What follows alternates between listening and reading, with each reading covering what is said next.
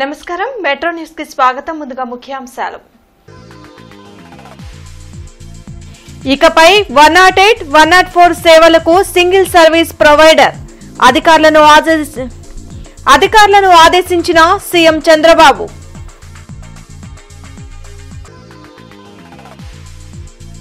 విద్యుత్ భారాల పాపం జగన్దేనన్న మంత్రి పార్థసారథి విజయనగరం జిల్లాను బొత్స కుటుంబం ఎలా దోచుకుందో ప్రజలకు తెలుసన్న మంత్రి కొండపల్లి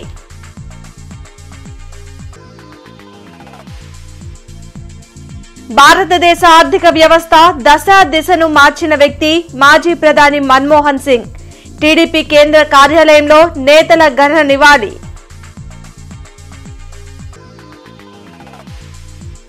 ఎన్టీఆర్ స్టేడియంలో ఘనంగా మాస్టర్స్ అథ్లెటిక్ ఛాంపియన్షిప్ పోటీలు ప్రారంభించిన ఎమ్మెల్యే గల్లా మాధవి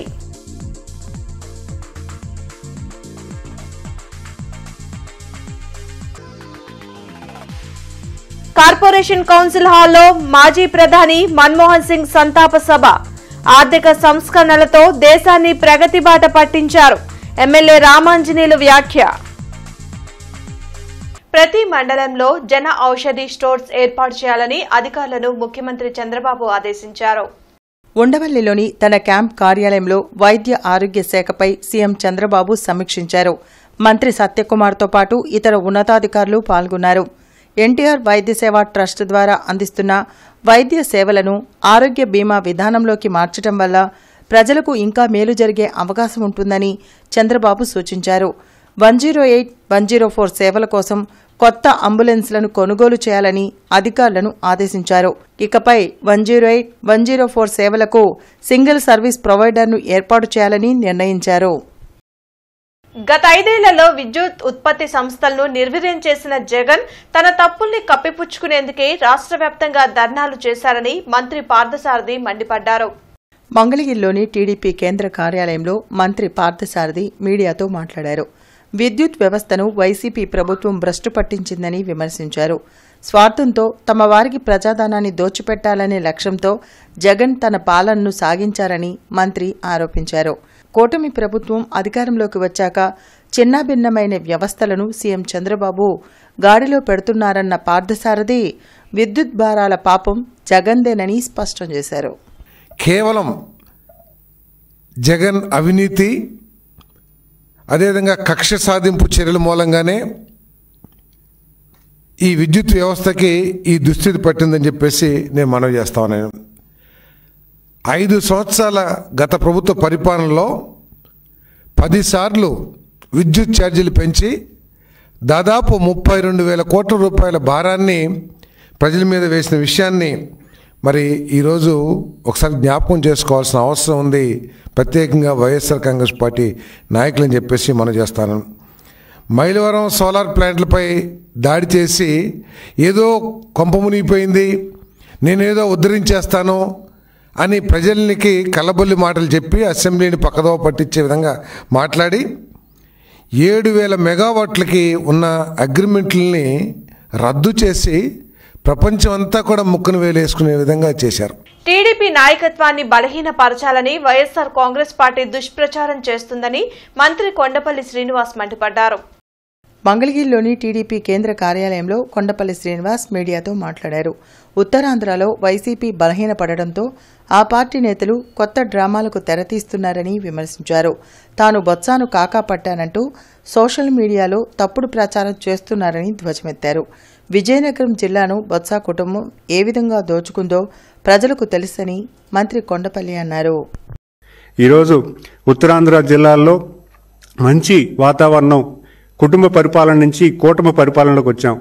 మీరు చూసుకుంటే గడిచిన 20 సంవత్సరాల్లో కుటుంబ పరిపాలనని పెద్ద ఎత్తున వాళ్ళు ప్రోత్సహించి విజయనగరం జిల్లాలో పెద్ద ఎత్తున వాళ్ళ తాలూకా కుటుంబ సభ్యులే ఒక్కొక్క కాన్స్టిట్యున్సీ తీసుకుని వాళ్ళు నిలబడడం కానీ, లేకపోతే వాళ్ళ తాలూకా మనిషి నిలబట్టి పూర్తి స్థాయిలో భూదందాలు అవ్వచ్చు, లేకపోతే ఇసుక దందాలు అవ్వచ్చు, లేకపోతే లిక్కర్ దందాలు అవ్వచ్చు, పూర్తి స్థాయిలో వాళ్ళు కుటుంబ పరిపాలన చేసిన తరుణంలో ఈరోజు ప్రజానికం, విజయనగరం జిల్లాలో ప్రజానికం అందరూ కూడా ఏకమై ఈరోజు మొత్తం వాళ్ళెవరిని కూడా గెలిపించకుండా కూటమి ప్రభుత్వం నిలబెట్టిన క్యాండిడేట్స్ని ఈరోజు ఏకతాటిగా గెలిపించిన ఈ క్రమంలో మీరు ఆలోచన చేస్తే వాళ్ళ తాలూకా పరిపాలన, వాళ్ళ తాలూకా లీడర్షిప్ని పూర్తిగా నిర్వీర్యం చేసే క్రమం మొదలైందని చెప్పుకోవాలి. దాన్ని తట్టుకోలేక ఈరోజు ప్రతిపక్ష మీడియాలు వాళ్ళని బలపరచడానికి ఈరోజు మమ్మల్ని బలహీన చేసే ప్రయత్నం చేస్తున్నారు తప్పించి ఇక్కడ ఉన్నటువంటి సత్యం ఎటువంటిది లేదని నేను చెప్పగలను. మాజీ ప్రధాని మన్మోహన్ సింగ్ మృతితో దేశం గొప్ప ఆర్థిక సంస్కర్తను కోల్పోయిందని టీడీపీ నేతలు అన్నారు. మంగళగిరిలోని టీడీపీ కేంద్ర కార్యాలయంలో మాజీ ప్రధాని మన్మోహన్ సింగ్ చిత్రపటానికి పూలమాలలు వేసి ఘన నివాళులర్పించారు.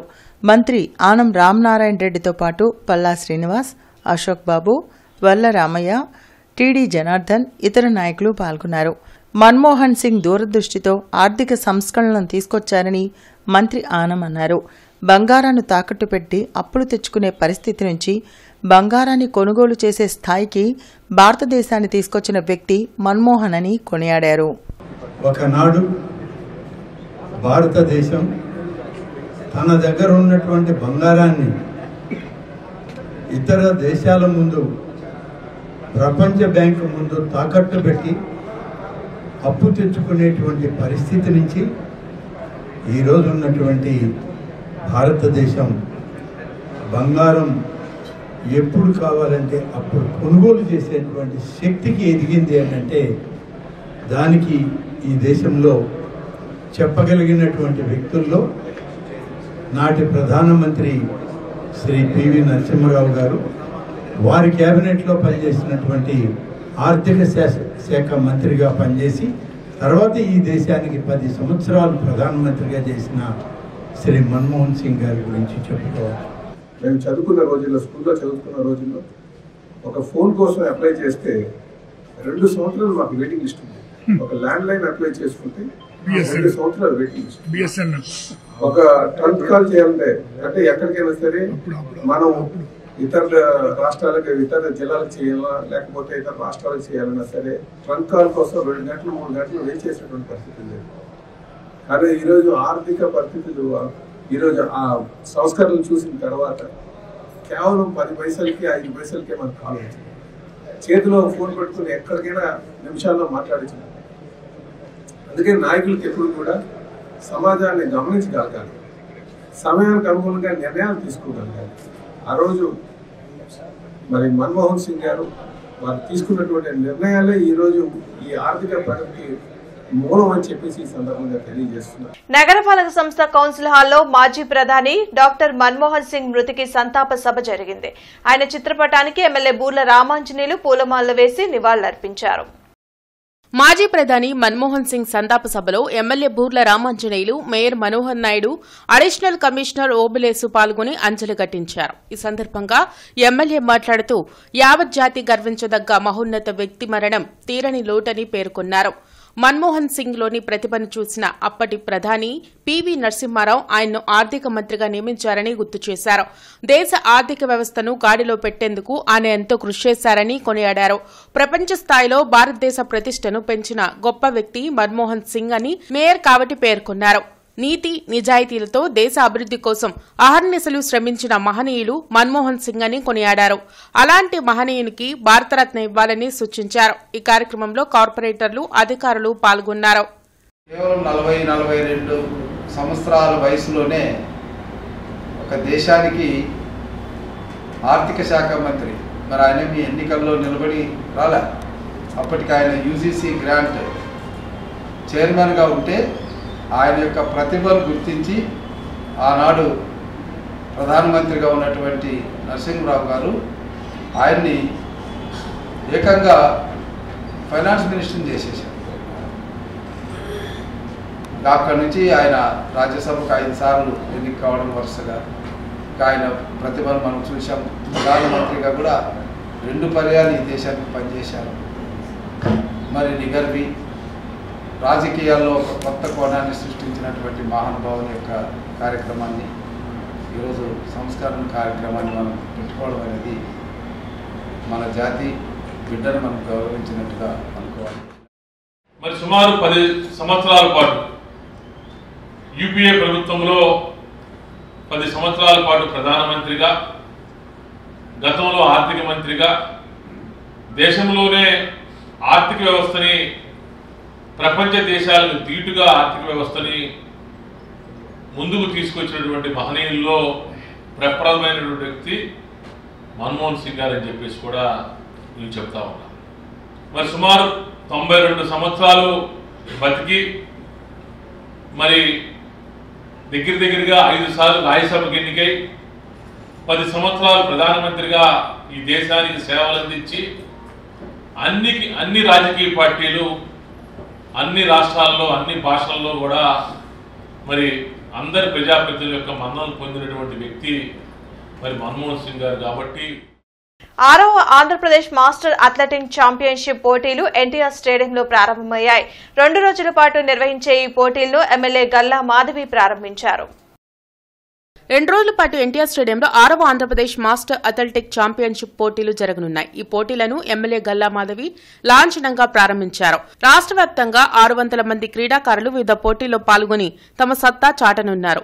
30 ఏళ్ల నుంచి 100 ఏళ్ల వరకు పలు కేటగిరీలుగా విభజించి క్రీడలను నిర్వహించనున్నారు. క్రీడలకు వయసుతో సంబంధం లేదని మాస్టర్ అథ్లెటిక్స్ నిరూపించారని గల్లా మాధవి అన్నారు. క్రీడలను ప్రభుత్వాలు ప్రోత్సహించాల్సిన అవసరం ఉందని పోటీల నిర్వాహకులు లాల్ వజీర్ కోరారు.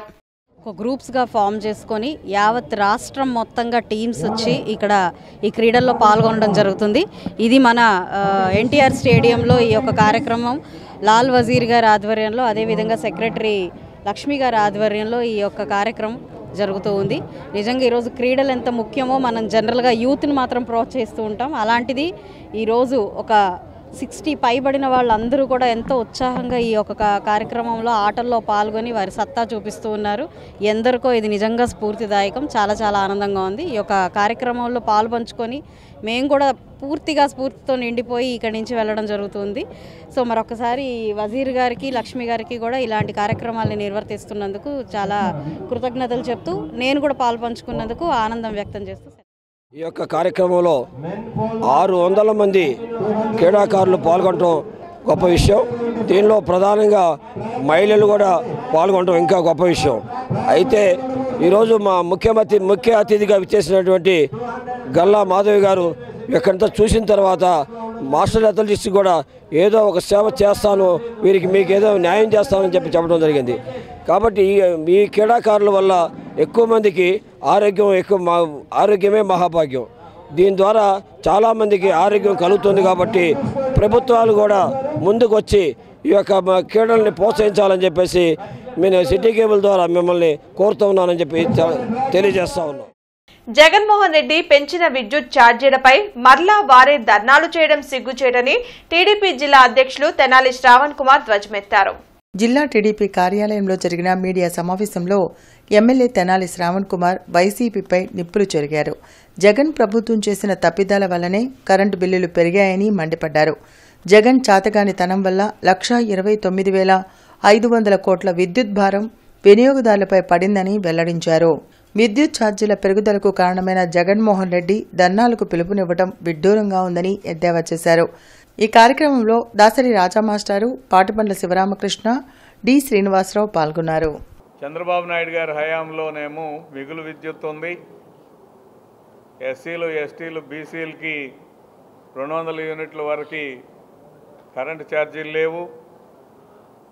ఆక్వా రంగానికి ₹1.50కే యూనిట్కి వసూలు చేశారు.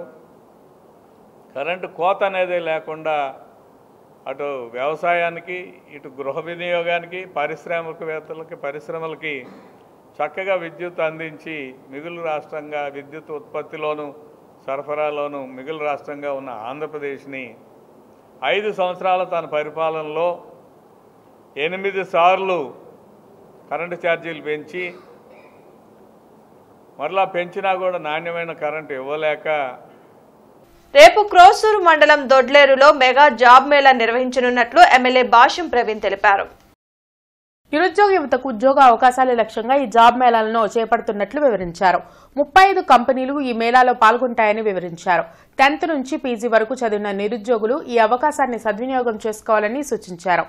పెదకూరుపాడు నియోజకవర్గంలో ఎలక్షన్ టైంలో నేను తిరుగుతున్నప్పుడు ఎంతో మంది నిరుద్యోగ యువతని నేను గుర్తించడం జరిగింది.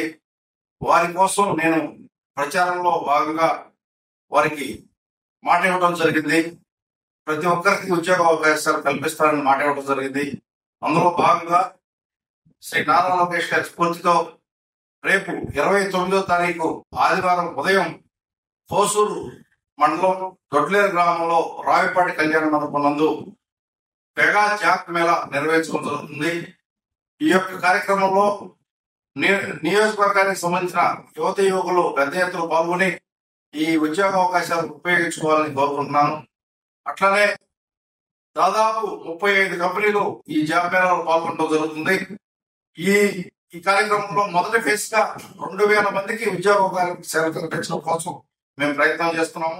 KVR educational trust students union for nation ఆధ్వర్యంలో ఐఏఎస్, ఐపీఎస్, సివిల్ సర్వీసెస్ పుస్తక ఆవిష్కరణ కార్యక్రమం జరిగింది.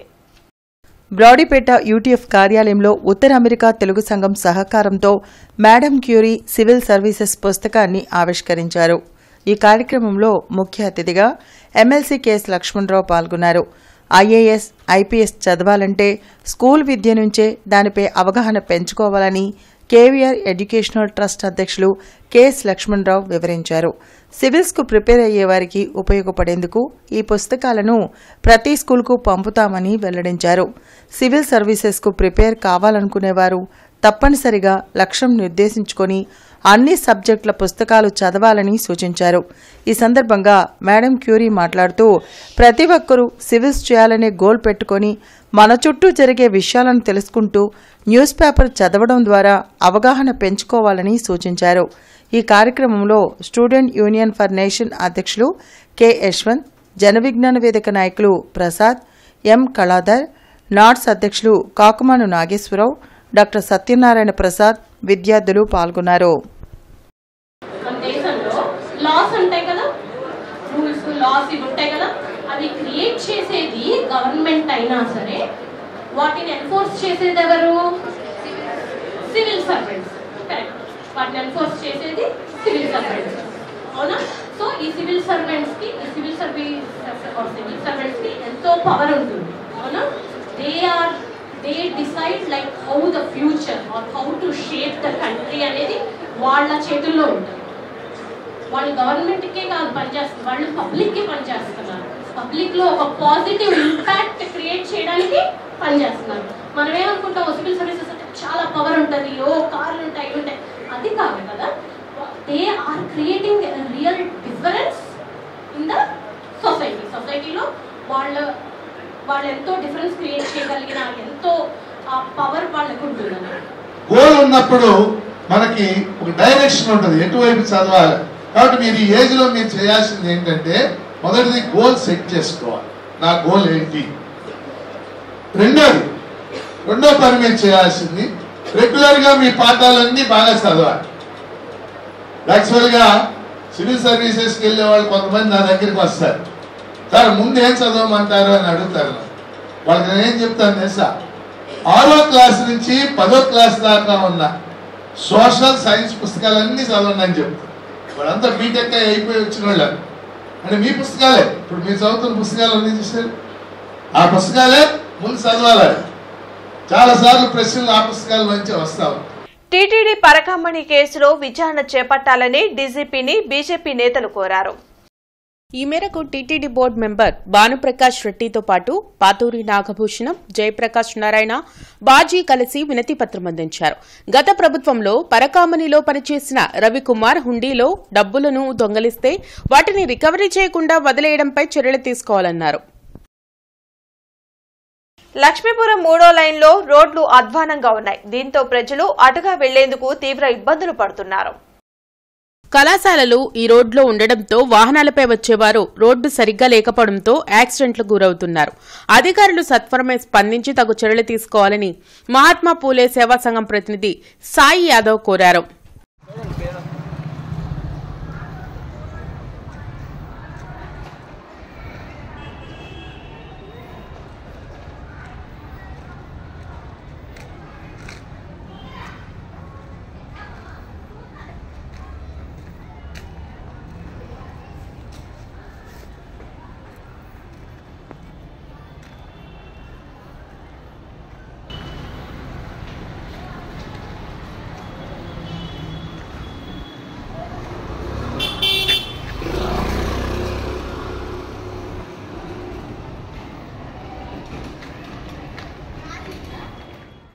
కామ్రేడ్ ఎన్వి నరసింహారావు సంస్మరణ సదస్సు గుంటూరులో జరిగింది. బ్రాడిపేట సిపిఎం కార్యాలయంలో గుంటూరు జిల్లా పౌర హక్కుల సంఘం అధ్యక్షులు ఎన్వి నరసింహారావు సంస్మరణ సదస్సు జరిగింది. ఈ సందర్భంగా పౌర హక్కుల నాయకులు ప్రొఫెసర్ హరగోపాల్ మాట్లాడుతూ నరసింహారావు విద్యార్థి దశలోనే ఎస్ఎఫ్ఐ విద్యార్థి సంఘంలో సభ్యుడిగా పనిచేశారని గుర్తు చేశారు. సుమారు 18 ఏళ్ల పాటు ఏపీ ఎన్జీఓ సంఘంలో క్రియాశీలక పాత్ర పోషించారని అన్నారు. ఉద్యోగుల్లో నూతన చైతన్యాన్ని, విలువల పట్ల అవగాహన పెంచేందుకు ఉద్యోగ క్రాంతి పత్రిక నిర్వహణ, ప్రచారంలో విశేషంగా కృషి చేశారని అన్నారు. ఈ కార్యక్రమంలో వి చిట్టిబాబు, చిలుక చంద్రశేఖర్, పౌర హక్కుల సంఘం నాయకులు పాల్గొన్నారు. ఇవాళ చట్టం ముందు అందరూ సమానమేనా అనేటువంటి ప్రశ్న ఏదో ఒక 20-30 ఏళ్ల క్రితము బహుశా ప్రశ్న జవాబు కొంచెం అటు ఇటు ఉండేది, కానీ ఇప్పుడైతే అనుమానమే అవసరం లేదు. అది మనకు చాలా స్పష్టంగా మనకు అర్థమవుతుంది. దానికి మా బెస్ట్ ఎగ్జాంపుల్ చేయండి సాయిబాబు.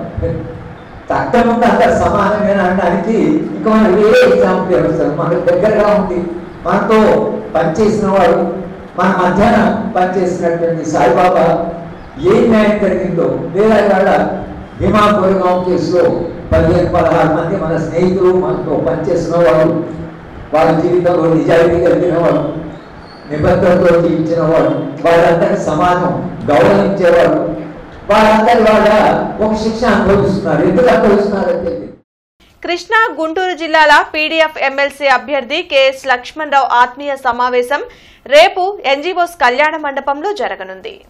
బ్రాడీపేటలోని యూటీఎఫ్ కార్యాలయంలో జరిగిన సమావేశంలో నిరుద్యోగ, ఉద్యోగ, అధ్యాపక, ఉపాధ్యాయ సంఘాల నేతలు పాల్గొన్నారు. ఈ సందర్భంగా యూటీఎఫ్ జిల్లా కార్యదర్శి కళాధర్ మీడియాతో మాట్లాడారు. ఈ నెల 29న ఎన్జీఓ కళ్యాణ మండపంలో పీడీఎఫ్ ఎమ్మెల్సీ అభ్యర్థి కెఎస్ లక్ష్మణరావు ఆత్మీయ సమావేశం జరుగుతుందని వెల్లడించారు. ఈ సమావేశంలో ఆయన అభ్యర్థిత్వాన్ని బలపరిచే ప్రతి ఒక్కరూ పాల్గొని జయప్రదం చేయాలని కోరారు. ఉద్యోగ, ఉపాధ్యాయ సంఘాల కోసం ఎన్నోసార్లు పోరాటాలు చేసి అండగా లక్ష్మణరావు నిలిచారని, అలాంటి వ్యక్తిని గెలిపించుకోవాలని పిలుపునిచ్చారు. అనంతరం ఆత్మీయ సమావేశం పోస్టర్ను ఆవిష్కరించారు. ఈ కార్యక్రమంలో దండా లక్ష్మీనారాయణ, సలీం, ఈమని అప్పారావు తదితరులు పాల్గొన్నారు.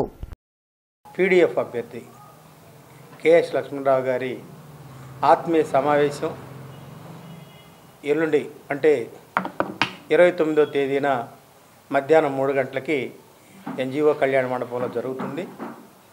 మరి ఉద్యోగులు, ఉపాధ్యాయులు, నిరుద్యోగులు, వివిధ ప్రజా సంఘాలు, పెన్షనర్లు పెద్ద ఎత్తున కూడా ఈ సమావేశానికి హాజరు కాకపోతున్నారు. కాబట్టి అందరూ కూడా ఈ సమావేశంలో పాల్గొని ఈ కార్యక్రమాన్ని విజయవంతం చేయాలని, ఇలా ఉన్నటువంటి పరిస్థితుల్లో ప్రజల యొక్క వాయిస్ని మండలిలో వినిపించేదానికి సరైనటువంటి వ్యక్తులు లేనటువంటి పరిస్థితిగా ఉంది. మరి 2007 నుంచి కూడా సమాజంలో ఉన్నటువంటి అనేక సమస్యల మీద పూర్తి అవగాహన కలిగినటువంటి వ్యక్తిగా లక్ష్మణరావు గారు ఉన్నారు. ఈపాటికే వారు ఏ విధమైనటువంటి ప్రజాసేవలో ఉన్నారనేది అందరికీ తెలిసిన విషయమే. మరి వారి అభ్యర్థిత్వాన్ని బలపరిచేవారు అందరూ కూడా రేపు పెద్ద ఎత్తున ఈ సదస్సులో పాల్గొనాలని చెప్పి. బులెటిన్ ముగించే ముందు ముఖ్యాంశాలు మరోసారి. ఇకపై 108, 104 సేవలకు సింగిల్ సర్వీస్ ప్రొవైడర్ అధికారులను ఆదేశించిన సీఎం చంద్రబాబు.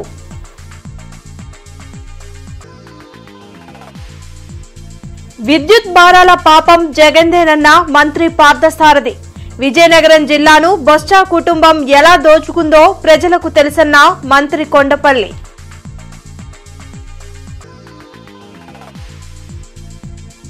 భారతదేశ ఆర్థిక వ్యవస్థ దిశను మార్చిన వ్యక్తి మాజీ ప్రధాని మన్మోహన్ సింగ్.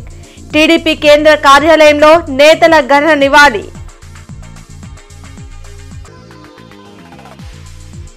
ఎన్టీఆర్ స్టేడియంలో ఘనంగా మాస్టర్స్ అథ్లెటిక్ ఛాంపియన్షిప్ పోటీలు ప్రారంభించిన ఎమ్మెల్యే గల్లా మాధవి.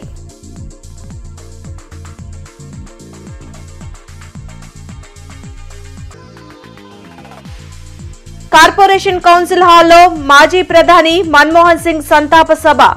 ఆర్థిక సంస్కరణలతో దేశాన్ని ప్రగతి బాట పట్టించారు ఎమ్మెల్యే రామాంజనేయులు వ్యాఖ్య. ఈ వార్తలు ఇంతటితో సమాప్తం. నమస్కారం.